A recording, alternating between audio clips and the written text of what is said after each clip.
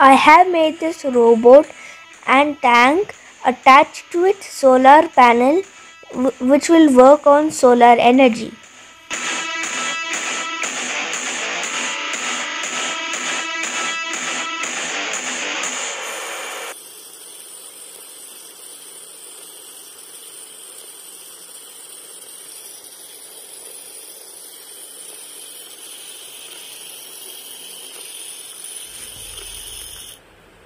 See, without sunlight this would not work.